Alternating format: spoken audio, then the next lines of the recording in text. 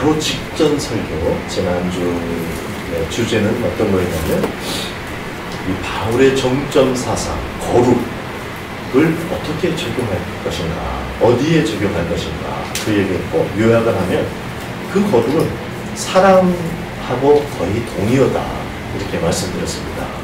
왜냐하면 하나님의 거룩이 우리 안에서 우리의 성품을 통해서 나타나시는 것이 사랑이기 때문에, 그래서 그 사랑을 그 어디에 적용할 것인가, 그게 바로 일상이었죠. 일상. 거룩은 공중에 붕 떠서 사는 것이 아니고 지극히 일상. 그래서 가장 간단히 부부에게, 그리고 가정에서, 그리고 조금 넓힐 수도 있겠죠. 그게 사실 땅끝까지 가고 지옥 문턱까지도 가고 하나님 보정병까지도 가고 세계 전역을 커버하는 그런 사랑인데요. 그 사랑은 일상에 이제 적용이 된다. 그런 이야기를 했습니다. 그러니까 오늘 주제는 정점 사상. 또 하나가 있죠. 사도 바울이 이 데살로니가 전서, 다시 말하면은 바울 서신 전체의 총론이 데살로니가 전서에서 정점 사상을 두 개를 공중에 푹 띄웠어요. 그게 뭐냐면 거룩과 재림이었다. 그래서 그 두 번째 정점 사상, 재림을 그러면 어디에 또 적용할 것인가? 간단하게 요약하면 죽음과 일상입니다. 4장에 나오는 거룩의 적용을 위한 4가지 특별 지침이 4장부터 나오는데요. 먼저 3절에 보면 하나님의 뜻에 관하여, 지난 시간에 한번 요약했던 겁니다.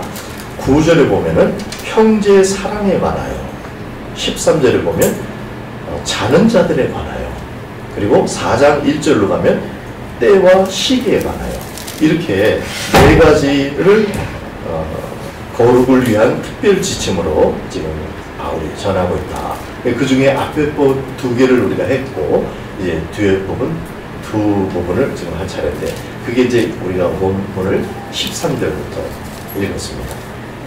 자는 자들에 관하여.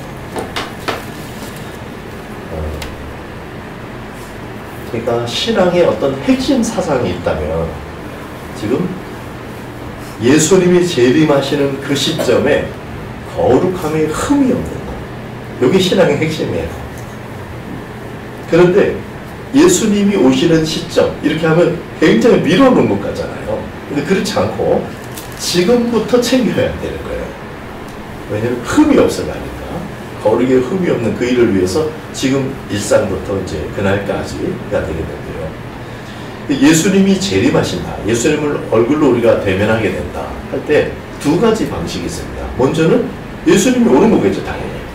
예수님이 오시면 우리가 주님을 배우게 될 줄로 믿습니다. 기대하십니까, 여러분? 오늘 주제가 죽음하고 재림이에요. 분위기가 어때요? 반갑습니까? 이게 막 반갑고 기쁘고, 이게 성경의 어떤 지표예요. 그러니까 예수님이 오시든지 우리가 가든지죠. 우리가 가든지는 예수님이 오시기 전에 우리가 가게 되면 죽음을 통과하게 되겠죠. 그래서 이 2가지인데, 그래서 신학적으로는 그걸 개인 종말론, 역사 종말론 이렇게 합니다. 개인이 종말을 맞이하는 거, 죽음이고, 역사가 종말을 맞이하는 거, 예수님의 재림으로 그게 마감이 된다는 거죠. 그래서 오늘 먼저 개인 종말에 관한 것인데요. 13절을 보시면 형제들아, 자는 자들에 관하여는 너희가 알지 못하면 우리가 원하지 아니하노니 이는 소망이 없는 다른 이들과 같이 슬퍼하지 않게 하려 함이라.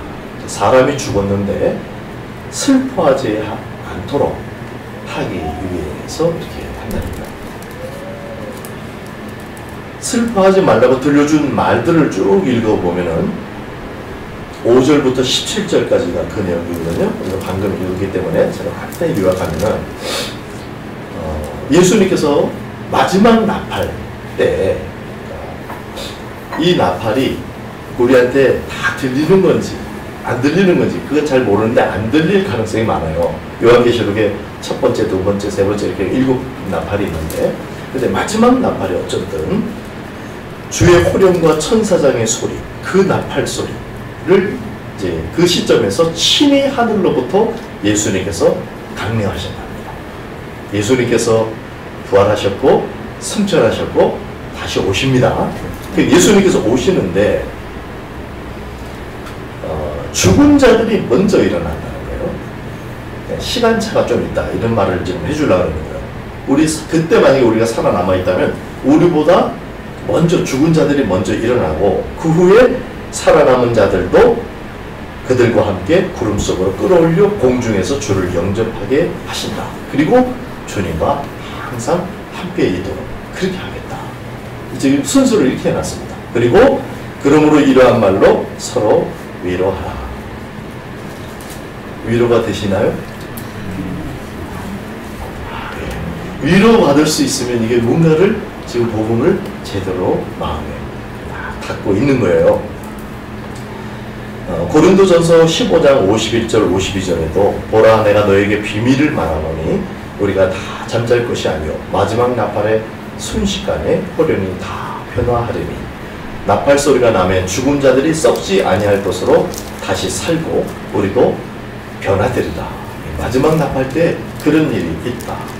죽은 자들이 먼저 부활하고 산 자들이 함께 공중에 끌어올려져서 예수님을 맞이하고 항상 그분과 함께 있다. 여기에 이 팩트들, 역사적으로 이런 일이 있을 거다. 이것을 우선 믿음으로 받으시기를 축복합니다. 그리고 이 일에 있어서 여기서 강조된 건 뭐냐면 이미 먼저 죽은 사람, 우리보다 먼저 죽은 사람이 조금 더 빠르다 이 말이에요. 근데 그 시간차가 제가 있는지 꼼꼼히 여러 성경을 찾아보고 살펴봤어요. 이게 그 나팔 소리가 임하고 죽은 자들이 부활하고 아직까지 살아남아 있는 사람들이 좀 한참 시간을 보내다가 그러다가 예수님을 맞이하게 되는지 아니면 바로 이렇게 하는지 바로입니다. 바로. 그러니까 시차가 별로 없는 거예요. 그러니까 그런데 시간 차이를 강조했어요. 이 시간 차이가 중요해요. 예수님께 이제 가는데 조금 먼저 가고 조금 뒤에 가고 그게 그렇게 중요한가? 이 중요한 말. 그러니까 그 사람들이 먼저 가는 게 그러니까 너희들 너무 그거 슬퍼하지 말고 위로를 받아라. 그 사람들이 먼저 만난다. 먼저 만난단다. 이렇게 얘기한 거거든요. 그러니까 죽음이 슬프지 않고 위로가 되게 해준 그 한마디가 죽은 자가 예수님을 더 빨리 만난다. 이 말이에요. 그 시점은 근데 뭐 간발의 차이예요. 자, 그러니까 이거는요 누구에게 위로가 되겠어요? 예수님을 만나는 것이 아주 중요한 가치인 사람에게 위로가 되는 거죠. 예수님을 조금이라도 앞줄에서 만나는 것, 이게 그 사람에게 아주 의미가 있어야 돼요. 그래야 이게 위로가 되는 거예요. 그 연예인들 팬클럽 그런 거 하는 거 보면은요 진짜 참 막 하루 전날부터 그 장소에 와갖고 자는 거 혹시 아세요? 그래가지고 연예인들 딱 출연하면 막 깍 소리 나고 심전에 기절도 하고요. 이런 일이 있는데 그런 거 생각해 볼 때 야, 내가 너무 덤덤한 거 아닌가? 여러분 얘기가 아닙니다. 제가 그런 생각이 들어요. 제가 주님을 고대하는 거 내 속을 들여다볼 때 맞더라고요. 그리고 이 말씀이 나에게 위로가 되고 그런 거 맞더라고요.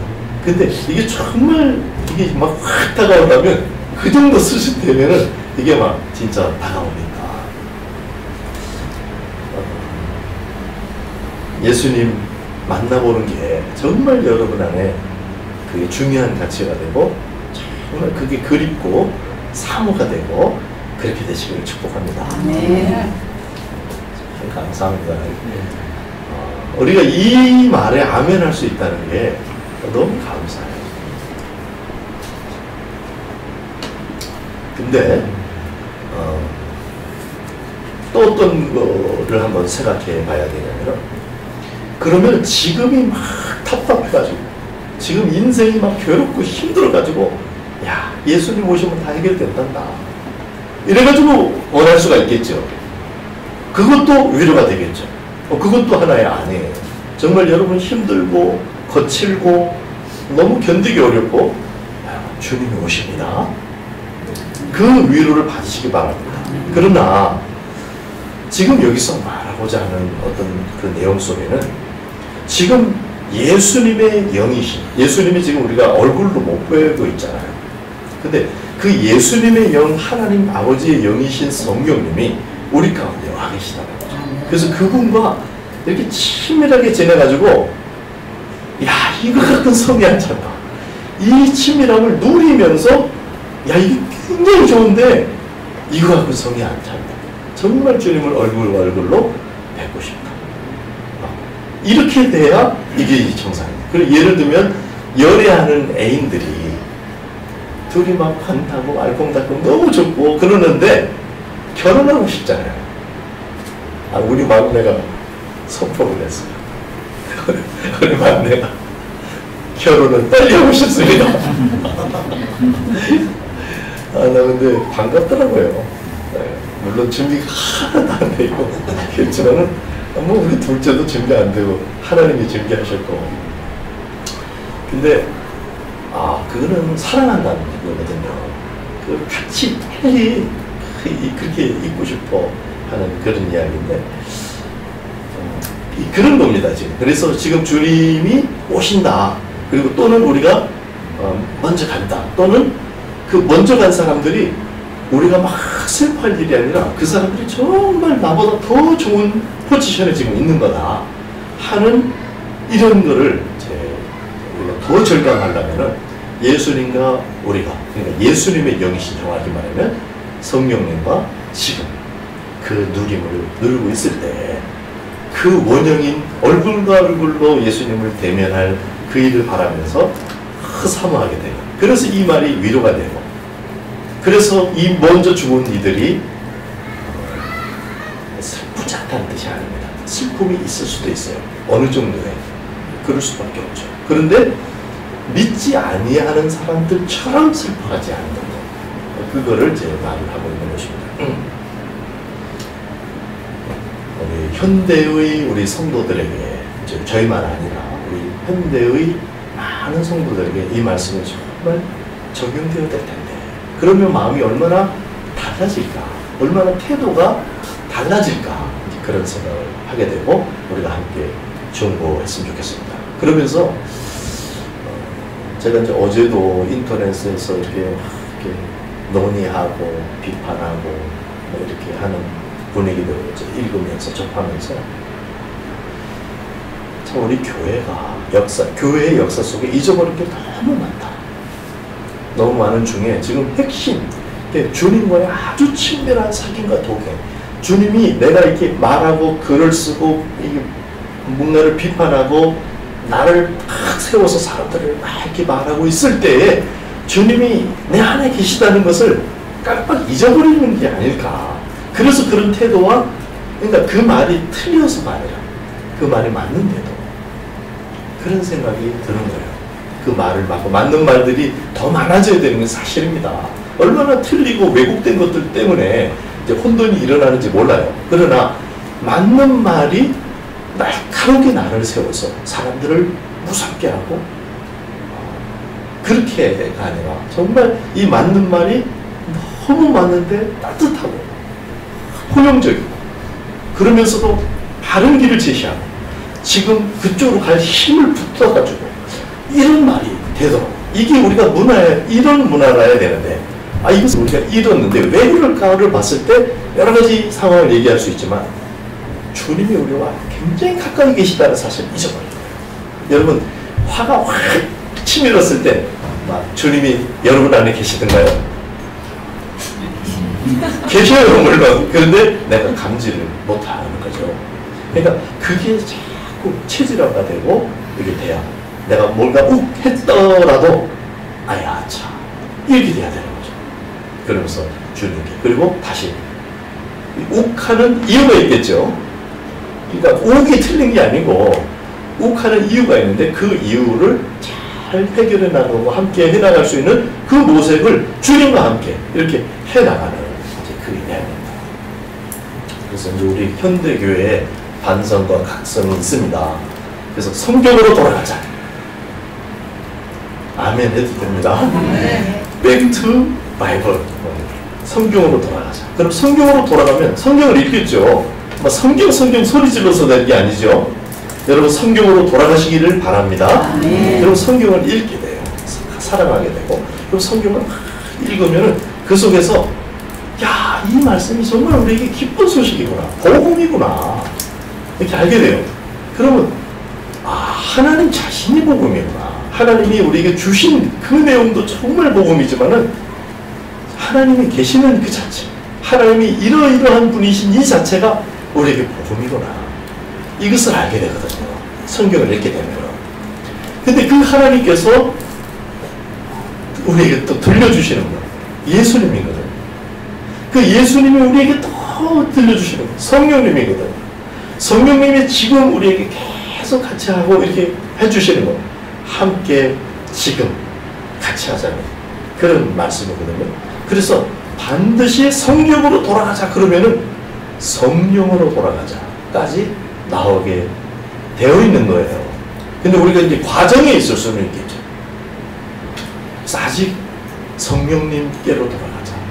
이거는 물론 삼위일체 하나님 안에서의 성령님이지 치우쳐서 성령 그러자 이런 말이 아닙니다. 성부, 성자, 성령 하나님께서 동시에 그분이 한 분으로서 삼위로서 역사하고 계시는 이 현장에 우리가 성령님의 역사가 예수님이 몸으로는 과거에 계셨다면 그분의 현재 진행형을 말하자면 그게 성령님이세요. 그러다 보니까 성령님의 얘기를 하지 않을 수가 없게 되는 거거든요. 그래서 아직 우리 현대의 우리 성도들과 교회의 성경 읽음이 여기까지 이르지 못했다 하는 그런 느낌을 지울 수가 없어요.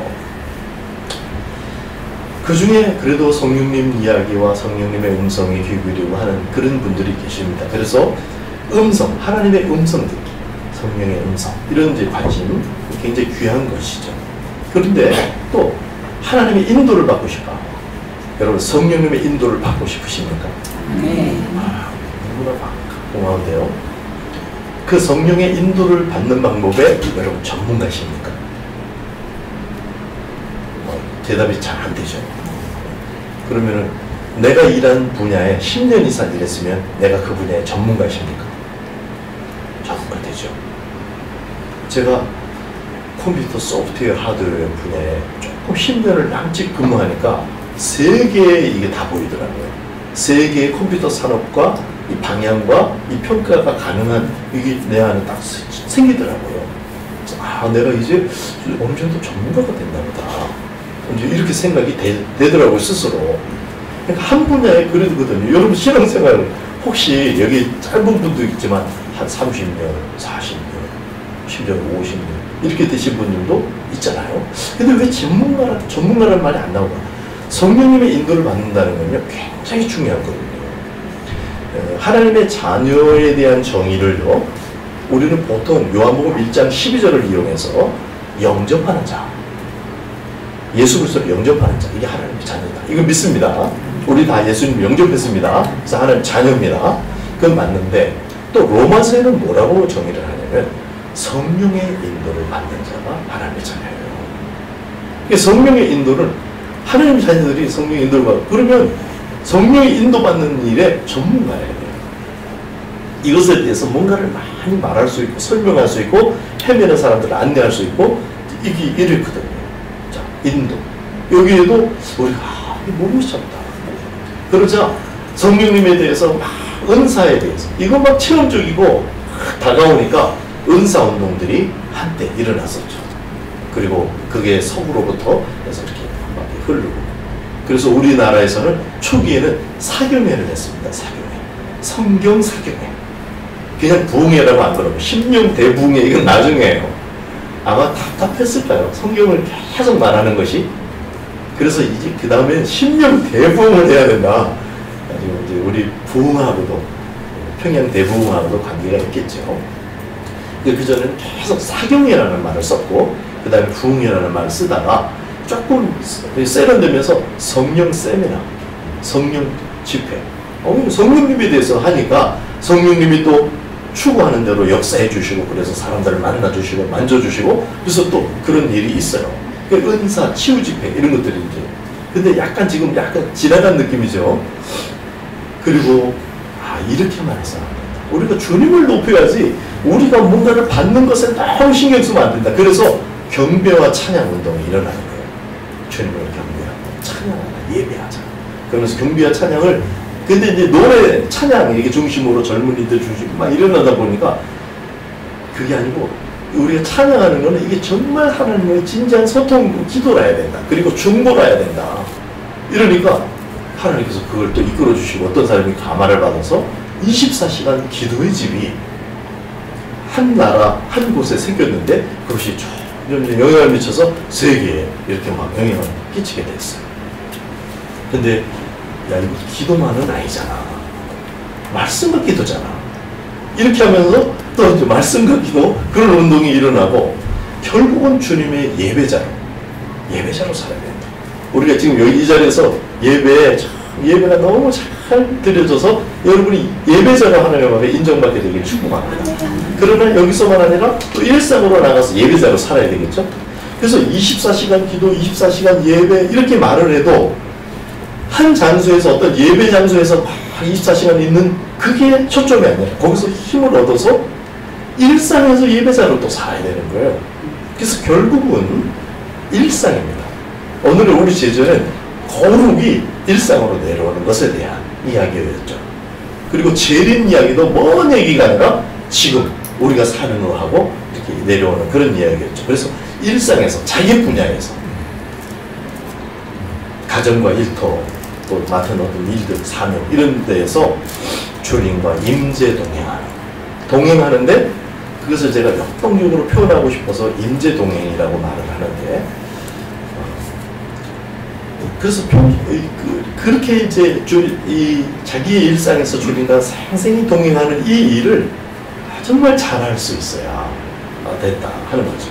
그래서 그 메시지를 지금 사실 그 메시지의 연장선에서 지금 이 데살로니가 전서의 메시지가 있어요. 한편 자기의 일상에서 그렇지만은 그러면은 이런 모임, 성전에서 하나님께 예배하고 24시간 하나님을 예배하는 그런 귀한 일을 구축하고 그럼 별로가 아니나 그렇지 않아요. 일상에서 평신도로 살던 다윗, 그죠? 다윗 왕이 평신도에 살던 죠. 우리로 지금 현대로 말하면 근데 그분이 말하기를 나에게 한 가지 소원이 있는데 성전에서 여호와의 아름다우심을 각마하는 것이다. 바라보는 것이다. 성전에서 그분은 궁에 보통 사는 사람이에요. 근데 성전에서 그 성전을 마음의 성전이라고 했을지도 모르죠. 그 어른이. 근데 어쨌든 그 성전에서 여호와의 아름다우심을 여호와를 아름답다 이렇게 표현할 수 있는 사람도 몇 없겠죠. 그 여호와의 아름다우심을 향망하는 것이 다윗 왕의 마음속에 한 가지 소원이었어요. 사귐으로 돌아가게 되시기를 축복합니다. 성경으로 돌아가자, 성령으로 돌아가자, 성령론을 하고 결국은 이 성령님과 주님과 지금 현재 깊이 사귀고 그 사귐을 누리는 자리 여기로 돌아가야 된다. 그분은 인격이셔요. 능력이나 분위기나 힘이 아니고 세력이 아니고 하나님이신 인격이세요. 그래서 그분이 우리 안에 와 계십니다. 그분이 우리 안에서 지정의를 발동하세요. 지성 활동을 하신다. 최고의 지성이시겠죠? 최고의 감성이시겠죠? 그 하나님께서 우리 안에서 사시는데 그분이 생각하시는 게 우리에게 영향을 미치게 돼 있어요. 우리가 인격적으로 동의만 한다면 이게 우리가 인격적인 동의가 이게 중요해요. 그래서 우리가 깨어 있어야 돼요. 그래서 하나님이 생각하시는 게 나의 생각에 영향을 미치도록 이게 어떻게 되는 건지를 지금 금요 우리 성령 터치 예배에서 하나님께서 저에게 이것을 깊이 묵상할 수 있는 그런 인도를 해주고 계세요. 그래서 지난 시간에는 하나님 성령님의 생각이 나의 생각하고 어떤 관계가 있고 이게 어떻게 받아들여야 되는지에 대해서 지금 묵상을 하게 됐는데요. 저는 이걸 하면서 나 이거는 처음이다 싶은 거예요. 그래서 하나님의 음성 듣고 뭐 이런 주제들이 많이 있잖아요. 근데 어떤 면에서 차이가 나냐면 자칫 잘못하면 하나님의 음성을 듣는 것이 인격적인 교통로보다 하나님께로부터 뭔가 정보를 얻어서 뭔가 행동하고 싶어하는, 그러니까 몰 인격이 될 수가 있어요. 지금 현재 그런 가르침의 공백이 있어요. 그것이 발견됐어요. 그래서 하나님의 생각을 내 생각에 굉장히 하나님이 어떤 생각을 하고 계실까 지금? 하나님이 어떻게 느끼실까? 우리가 이런 대화를 하고 있고 이렇게 예배하고 있는 우리를 바라보시는 성령님의 마음이 어떠실까요? 그려지십니까? 그 표정이 그려지십니까? 그런 거, 그 감정, 하나님의 생각, 하나님의 정서, 그리고 하나님이 뭘 원하고 어떤 결단을 하기까지 어떤 과정을 거치고 계실까? 그래서 나의 그 결단과 그 과정에 영향을 미치게 되는 거예요, 그게. 이것은 지극히 인격적인 동행이라는 거예요.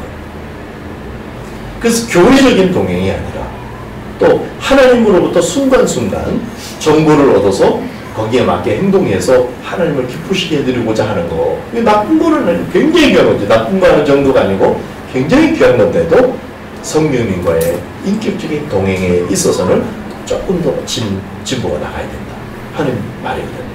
그래서 성령님의 생각과 여러분의 생각이 일치되는 그 어떤 과정, 그런 요령이 있더라고요. 그게 이루어지기를 축복합니다. 성령님의 느낌이 우리의 느낌이 되고 성령님의 원함이 우리의 원함이 되어가는 그런 동행이 되어지기를 축복합니다. 그래서 자는 자들에 관하여 안 믿는 사람들처럼 슬퍼하지 말고 너보다 사실 더 유리한 위치에 있는 거야. 이걸 알아봐. 그래서 서로 위로해주라. 혹시 그걸 슬퍼하고 잘 모르는 분이 있다면 위로해주라. 이게 오늘의 본문의 말씀이고 또 자신의 죽음에 대해서도 생각해 볼 수 있죠. 여러분, 우리가 죽잖아요. 여기에 두려워하지 말라는 말씀이죠. 그래서 사람이 죽으면 또 지인이 가까운 사람이 죽으면 여러 가지 정서가 이제 움직일 수가 있죠. 그런데 두려워하지 말라. 내가 맞이할 내세에 대해서 겁먹지 말고 하라는 거죠. 그 다음에 지금 남아있는 사람이 걱정되죠. 또 나는 괜찮은데 아이고 저 남아있는 저 내 새끼들 저거 어떡하나 이런 염려 때문에 못 죽겠다 이런 사람이 있어요. 근데 그 염려 될 수가 있죠. 근데 염려하지 말라는 거예요. 왜냐면은 사실 나보다 하나님이 더 잘 돌보십니다. 아멘. 안심하고 가시기 바랍니다. 그래서 죽음에 대해서 우리 정리가 돼 있어야 돼요. 언제든지 갈 수 있고 정말 그게 두려운 것이 아니고 염려할 일이 아니고 오히려 소망에 가득해라. 소망으로 차라. 가슴 설레는 기대감을 가져라. 만약에 죽음이 바짝 다가왔을 때 아멘 주 예수여 오시옵소서 하듯이 아멘 제가 가나이다. 이것도 할 수 있는 그런 준비가 되시길 축복합니다. 사실 죽음이라는 것이 때로는 슬프고 끔찍한 일이 될 수 있습니다. 왜 그러냐면 그 순간, 그 주변의 순간만 보일 때 비극적인 죽음이라는 게 있잖아요. 너무 힘들고 아프게 죽거나 막 살해, 아주 고통스럽게 살해를 당하거나 이런 게 있어요. 그런 슬픔과 아픔에 대해서 우리가 반드시 공감을 해야 됩니다. 우리는 이런 교리를 알았으니까 너는 수준이 낮아서 그것밖에 그렇게 슬프기만 하구나 이게 아니죠. 그 오는 자들과 함께 울 수 있는 공감이 물론 있어야 됩니다. 그리고 사실 믿지 않는 분들은 정말 슬픈 거예요. 슬프고 너무나 두려운 것이죠. 내세에 지옥과 심판이 기다리고 있을 때 이게 너무나 고통스럽고 아픈 거죠. 그래서 죽음을 권장할 수 없는 거고 삶의 기회를 끝까지 붙들고 있으라고 권면하고 자살은 안 된다 그러고 이걸 해야 되는 거죠. 그럴 수밖에 없죠. 그래서 예수님 안에서 죽는 일이 아니라면 이게 비극이어서 우리가 슬퍼하지 말라고 위로할 수가 없을 것입니다. 그러나 예수님 안에서 그런 죽음을 맞이하는 일들에 대해서는 우리가 달리 오히려 소망을 가지고 그렇게 할 수 있다. 그러니까 예수님을 전도하는 것이 얼마나 중요해요. 전도도 여러분 만나는 사람, 안 믿는 분들에게 예수님을 소개하는 일을 계속 하시길 축복합니다. 그리고 때와 시기에 관하여 4장 1절부터는 때와 시기에 관하여 역사 종말에 관한 겁니다. 그 구절을 읽어보면 2절에는 밤에 도둑같이 그 시점이 올 거고요. 4절에 보면은 도둑같이 너희들에는 임하지 못한다. 너희들은 경계하고 있으니까 그 말이고, 그래서 6절에는 정신을 차려라 이 말이에요. 그러니까 언제 올지 모르지만은 몰라서 아무 대책도 할 수 없다 그런 말이 아니죠. 딱 집어서 언제 일으키는 말을 못해도 언제쯤인지는 알 수 있다는 거예요. 마치 아기를 뵌 산모의 산통이 오는 기간을 우리가 예측하듯이 그렇게 알 수 있다는 거예요. 그래서 채비하고 있어야 된다 그 말이에요. 그래서 믿음과 사랑의 호심경, 호심경은 심장을 보호하는 방패죠. 호심경. 그리고 그걸 믿음과 사랑이라고 이렇게 말을 했어요. 그 다음에 구원의 소망의 투구, 구원의 소망의 투구, 머리를 보호하고 가슴을 보호하고 머리를 보호하는 걸 이렇게 했는데, 이 머리를 어떻게 무장하는가, 이게 굉장히 중요한 얘기가 되는데, 이제 소망에 관한 거죠. 제가 그 트로이라는 영화를 보면서 굉장히 은혜를 받은 적이 있어요. 영화를 보다가 그게 어떤 점이었냐면, 브래드 피트라는 사람이 이제 주인공인데 아킬레스 장군 역할을 맡았어요. 이 사람은 특별해요. 이제 그 전설 얘기는 잊어버리고 그냥 그 영화에서 보면은 이 사람은 무적이에요. 막 누구나 싸우면 다 이겨요. 겁나는 사람이 없어요. 다 이겨요. 심지어는 자기 왕도 막는다 해버려요. 마음으로도 막으래요. 근데 이제 나중에 그 비결을 그 영화를 보면서 딱 알게 됐는데, 그 어머니가 그 아들에게 마음을 심어주더라고요. 역사를 넘어서고 시대를 넘어서는 그런 비전과 마인드에 대해서 아들에게 그걸 심어주더라고요. 그러면서 이 아킬레스가 이걸 딱 붙잡고 이걸 무기화한 거예요.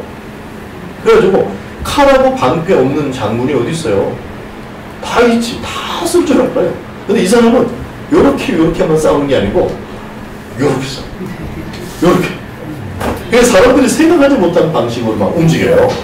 그러니까 우리가 성경 없는 성도 어디 있어요? 성경책 갖고 말하지 않는 목사가 어디 있어요? 말씀 받기도 다 했잖아요. 모든 성도가. 근데 왜 다를까요? 뭐가 쓰는 방법이다. 이걸 연만을 좀 들여서 그렇다. 그것도 있을 수 있겠죠. 근데 이 연만은 한계가 있는 것 같아요. 이 연만 이상으로 뭐가 있는데, 이 구원의 투구의 문제, 소망에 관한 거. 그러니까 이 머리가 바뀌면, 예를 들면 성경을 몇 번 읽으면 좋을까요? 이게 성경을 진짜 많이 읽어야 되겠다. 그럼 보통 사람들이 어떻게 결심을 하겠어요? 몇 번 정도 결심을 하겠어요? 100번? 100번을 내가 깎아드린 거야. 중국에서는 막 1000번 이렇게 이제 얘기가 나왔단 말이에요. 1000번 있다가 티벳에 올라가니까 티벳의 고승들이 해마다 돌을 닦고, 그 사람들은 문답으로 이제 돌을 닦아요. 이제 조금 한 사람이 서고 한 사람은 앉아 있어요. 선 사람이 이러면서 질문을 해요. 뭐 앉은 사람이 대답을 막 해요. 이걸 하는 게 돌아가면서, 저쪽은 이제 고승들이 앉아 있고 이제 수도승들끼리 돌아가면서 하거든요. 그것도 굉장히 좋은 그 방법이더라고요. 질문과 대답하는 거. 티베트 고성들은 그렇게 불러놨는데, 그래서 이 생각 머리 하는 거, 거기에 이제 우리 그 성경을 많이 읽은 우리 조승력 사역자가 올라가고 저를 데리고 사원들을 보다가 거기 그 장면을 보고 나와서 그러면서 자기가 이러더라고요. 나는 성경 1000독도 아니고 10,000독도 아닙니다. 그러더라고요. 그럼 뭡니까? 나는 그냥 평생 통독이에요. 저 사람들 진리도 아닌 것 같고 저렇게 하고 헌신하고 이런 거 보니까 야, 나는 진리를 가졌는데 내가 이거 왜 못하겠나. 물론 이제 모든 사람이 그렇게 살아야 된다는 건 아닙니다. 이 사람 특별히 사명을 가지고 티벳까지 올라가서 세계 지붕에서 전체를 결판을 내주겠다 이런 마음으로 올라가는 사람이에요. 그러니까 그럴만 하죠. 야, 그런 마음으로 말하더라고요. 그러니까 이 머리에 생각을 어떻게 하는가 이게 굉장히 중요합니다. 우리가 지금 데살로니가 백독 시들시들해지는 거 아닌가요? 이제 거의 다음 주면 끝나거든요. 그러니까 다음 주에는 백독 나눔을 하겠습니다. 알겠죠? 그러니까 조금 더 심기일전해서 이 데살로니가 전서 한번 백독을 채워보시기 바랍니다. 그렇게 이제 하고, 그래서 소망이 무기입니다. 여기서는. 그래서 재림에 대해서 이렇게 잘 정리되어 있고 사모하는 그걸 갖고 있는 사람은 세상을 넘어서는 비법을 갖고 있는 거예요.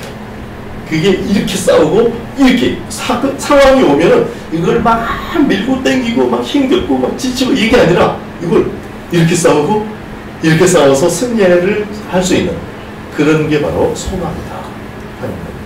무적이지, 무적. 그걸 사도 바로도 일체 비결이라고 말하게 되고요.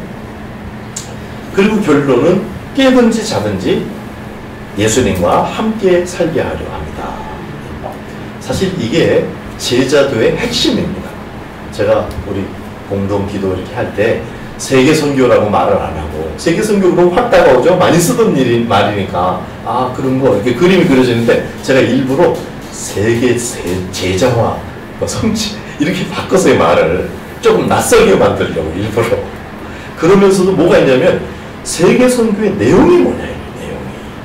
프로젝트를 막 이루어갖고 뭔가를 성취하고 사진 많이 찍고 교회가 건물이 많이 서고 그러면 되는 게 아니거든요. 사람입니다, 사람. 근데 그 사람 안에 어떤 일이 일어났냐면 예수님의 제자가 돼야 돼요. 그러니까 제자 훈련, 제자화가 돼야 되는데 이 예수님이 제자를 부르실 때 그 제자도의 핵심이 뭐냐 이렇게 했어요. 예수님이 12를 세우셔서 이는 자기와 함께 있게 하고 또 보내서 전도도 하게 하려. 첫 번째 부르신 이유가 뭐라고요? 함께 있게 하라.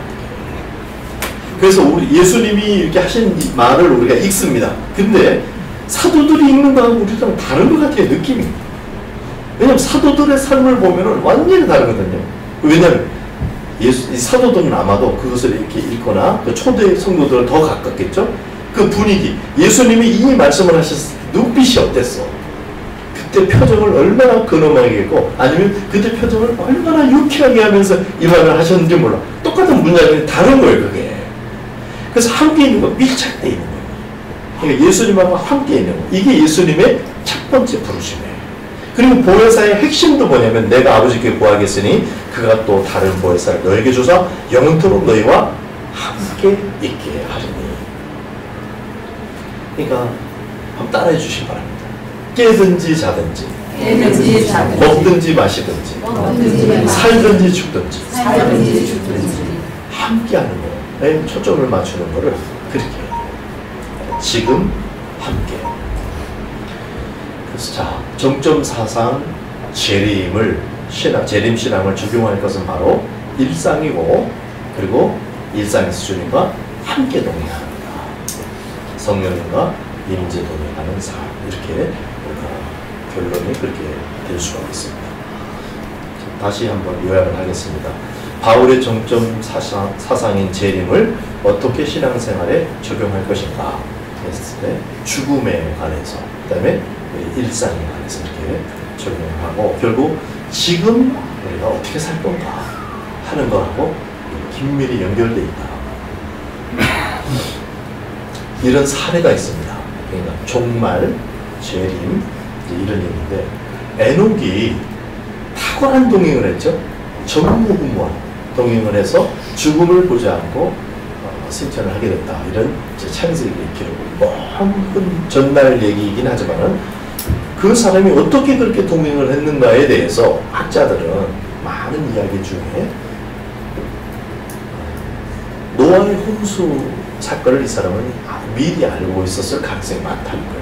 그게 뭐 홍수고 이러이러하고 이것까지는 몰라서도 이렇게 세상이 끝난다 하는 예고를 알고 있었을 것이다. 왜냐하면 그 아들의 이름을 지은 것을 볼 때 에녹의 자기 아들 이름을 무두셀라라고 지었는데 그 뜻이 그것도 이게 좀 분분하긴 한데 쏟아진다, 끝난다, 꽂힌다, 위에서부터 창이 땅에 꽂힌다 뭐 이런 뜻이 포함한다는 거예요. 그래서 무두셀라라는 이름을 지었는데 위로부터 뭐가 쏟아지는 그런 개념을 에녹은 알고 있었을 것이다. 그리고 실제로 무두셀라가 최장수자예요. 몇 살? 969세까지 살았어요. 왜 그러냐? 무두셀라가 하필이면 왜 무두셀라가 장수자였을까? 노아가 어떤 예고를 듣고 아들 이름에 담은 거예요. 얘가 죽으면 끝나는 거. 이걸 이제 들은 거죠. 그래서 얘가 죽으면 막 죽을까봐 막 신경 엄청 쓰이겠죠. 늦게 들어와도 신경 쓰이고 막 어렸을 때는 코딱지가 막혀서 죽는 거 아닐까? 이런 고민도 들고 별의별 게 전부 다 세상 끝나라고 연결이 되는 거예요. 그러니까 종말론적인 신앙을 하지 않을 수 없는 상태. 그냥 에녹의 무두셀라를 낳고부터라는 거죠. 그래서 기록이 그렇게 됐어요. 이 사람을 낳고 몇 년이죠? 365년인가요? 맞죠? 그렇게 동행을 했더라. 300년인가요? 죄송합니다. 제가 아직 멀었습니다. 그래서 이제 969세까지 이 사람의 수명이 큰 거는 원래 수명을 이렇게 타고났다라기보다는 하나님께서 베드로의 증언처럼 계속 심판을 늦춰주신 것이 아닐까. 근데 무두셀라가 죽는 날이 심판이니까 무두셀라가 조금 더 살면 심판이 늦춰지는 거예요. 그래서 무두셀라가 건강해서 장수한 게 아니라 이 심판이 늦춰지다 보니까 무두셀라가 장수한 게 아닐까. 이게 이제 보통 의미가 있죠. 에녹이 주님과 생생한 동행을 할 수 있었던 그 동력은 어디서 나왔는가 할 때 종말론조심. 이 세상 끝난다. 우리 그 한국 역사에 아주 막 탁월한 한 분이 계세요. 사랑의 사도. 누굽니까? 네? 난 성룡일이라고. 이 착각을 유문수지. 손양원 목사님이시죠.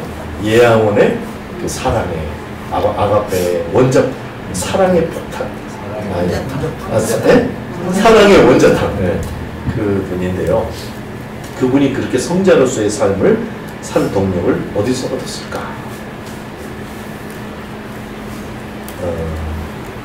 사실 잘 모르겠더라고요. 제가 그분의 일대기들을 이렇게 쭉 읽어보고 어떻게 이분은 특별히 이런 깨달음이 있어서 뭔가 깨달음이 이게 있는 거지 그냥 성향이 그렇고 그게 다를 것 같아요.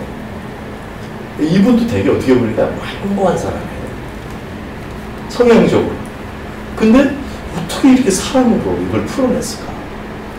제가 한 가지 힌트를 얻은 게 뭐냐면 주님 고대가 이분이 작시하신 노래가 있어요. 지난번에 제가 이 노래를 이제 알고 생각하려고 하다가 생각이 안 나가지고 못했던 기억나시니까 찾아왔습니다. 주님 고대한테 낮에나 밤에나 눈물 머금고 이 단조해요. 내 주님 오시기만 고대합니다. 가실 때 다시 오마 하신 내 주님 오 주여 언제나 오시렵니까. 이제 이게 진짜요. 먼 하늘 이상한 구름만 떠도 해녀나 내 주님 오시는가 해. 머리 들고 멀리 멀리 바라보는만 오 주여 언제나 오시렵니까. 이 마음이 읽어지죠. 이분의 정말 주님을 정말 고대하면서 먼 하늘에서 이상한 구름만 떠도 야 이거 주님 오시는 거 아니야? 이랬다는 거야. 그걸 사모하고 이게 주님과 동행하고 그 안에서 사랑이 흘러나올 수 있도록 하는 동력이 아닐까 저는 이제 그렇게 생각합니다. 말씀 마치겠습니다. 거룩, 사랑, 재림, 일상, 지금 이런 말들, 거룩과 일상이 하나가 되고 영원과 지금이 하나가 되는 그런 신앙을 지금 우리가 해야 되는데, 그래서 예수님과 함께 깨든지 자든지 살든지 죽든지 그렇게 생생한 동행을 할 수 있는, 그걸 우리가 임재 동행 이렇게 표현하는 겁니다. 재림신앙은 오늘 우리의 일상에 반드시 영향을 미칩니다. 그래서 여러분 정말 재림신앙에 대해서, 나의 죽음에 대해서, 다른 사람들의 죽음에 대해서 마음이 정리되어지고, 또 이것을 일상으로 갖고 와서 우리가 어떻게 바르게 살아갈 건가, 성경 말씀을 가지고 적용하면서 살아갈 건가, 이 길, 말씀의 길을 닦는 일도 같이 하기를 원합니다. 우리 한번 찬양하면서 우리 마음을 주님을 기다리고 기도하는 시간을 좀 갖다